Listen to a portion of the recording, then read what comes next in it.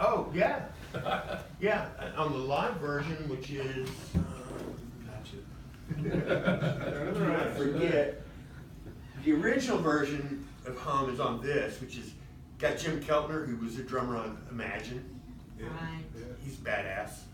There's a version on this, though, that has Everybody's Talking. It does not include the Mary Tyler Moore songs. Bummer. Is that good? Let's see. Oh, Knoxville Skyline. All your music needs. Now, oh wait, that's not all. There's more? There's more. It's like the fucking Cracker Barrel over here. Bear coffee mugs. That's It right. has, because some of you know I draw bear art. Right, Put that camera down. Okay, bring it back up. I do this bear art. So you have this bear drinking coffee and it says, bear with coffee. I believe, you know. It's original. Yeah, That's clever. fair. On the back though, you have a safety chart. At the top, when the coffee's up here, it says, ferocious attack. yeah. But when it's down to here, it just says, mauling. When you get down to here, it says growling only. When you hit the bottom of the cup, it says, you may approach. Tell me what house does not need one of these. More really got platform like this, like, you know. Any vinyl nuts in the house? Any vinyl freaks?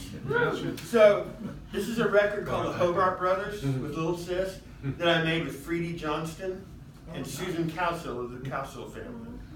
And you just have to listen to it to believe it. It's a freak out on vinyl. But wait, that's not all. So, my wife and I keep different hours because she's a college professor and I'm a layabout musician. Truth is, I get up earlier than her every single day. And I leave to go do things, and so I have to leave her a note. So one day I'm leaving her a note, and the only piece of paper that was available had a bear drawing on it. And so I was like, okay, I'll just grab that. And I'm going to the store for smokes, and left it on the table. I came home, and she goes, that was so sweet. Oh my God, that was so beautiful. And I'm like, oh fuck. From now on, every single note has to be illustrated. So I got into it for a while. I mean, there's some pretty elaborate stuff in there, you know. But she kept them all for like over a year and a half.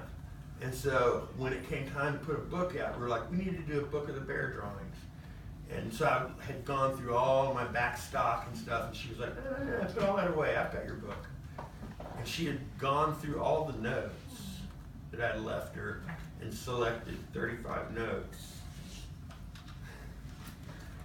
Pain lessened by 50%. I love this one, Gone for Coffee.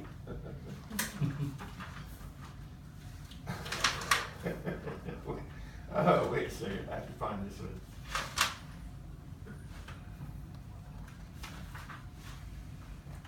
This is a really long, extended one you'll have to read for yourself, but it's her birthday note. So anyway, women, if you would like to know what it is to be involved in a truly committed, creative relationship with an artist, and gentlemen,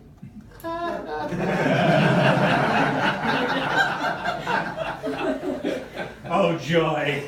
yeah, ladies must have. Guys, okay, I'm gonna do one more song, then we're gonna take a short break. Here's the deal: is we're having a hurricane sale over here. Everything but the books and the vinyl are $10. So any CD up there, the cups, $10. Because of overhead, the vinyl and the books, I have to charge $20 for. But trust me, it's worth every penny for the most part.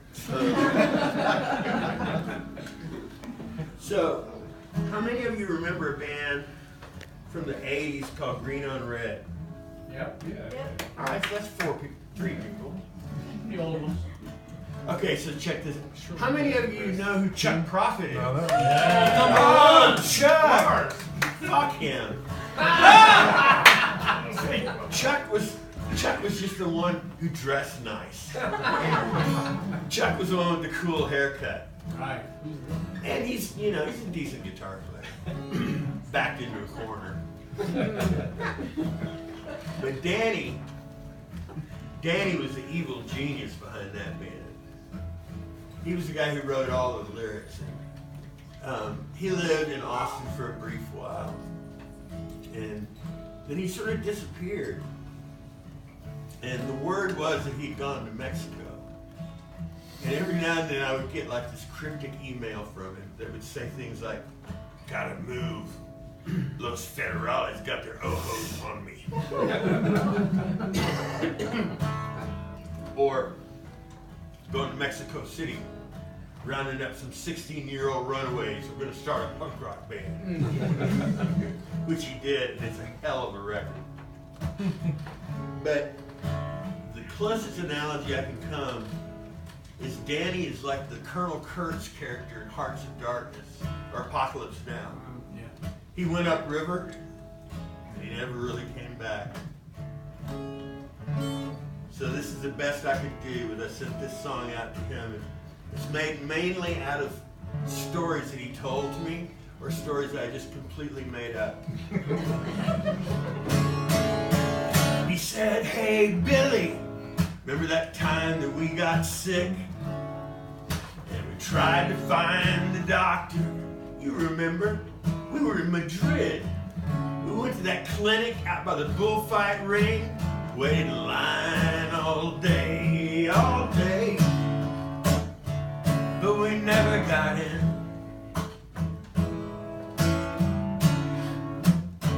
Oh, but that night Billy went crazy. He tore the hell out of the motel room. And underneath the mattress, guess what? He found one single bag, John. And for a very brief while, everything was pretty much okay.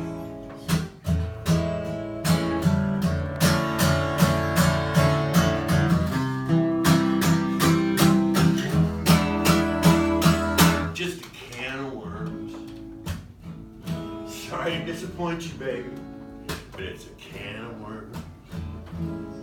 I know what you were expecting, but here it is, and it's a can of worms. This next part is a call and response. Super easy. I'll call, you'll respond.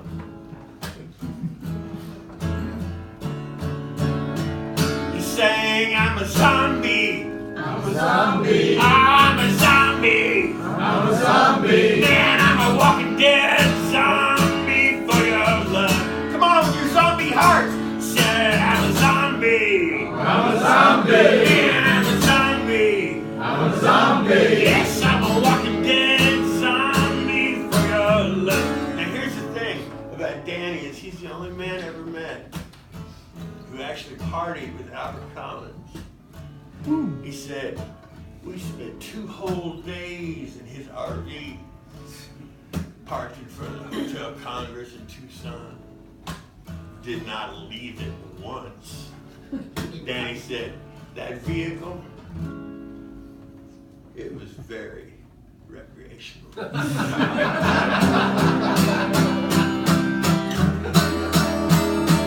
Just a can of worms. Oh, don't look, Eric. Just a can of worms. Look out, ladies. It's a can of worms. If I could explain it, I would, but you know what it is? Come on. Zombie. It's a can of worms. All right, can of worms guitar solo.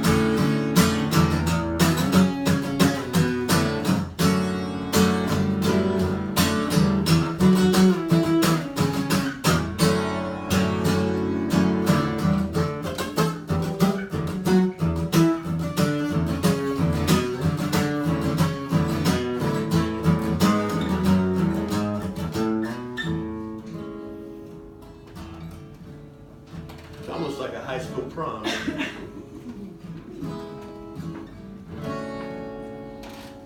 From the desert in Tucson to the mission in San Francisco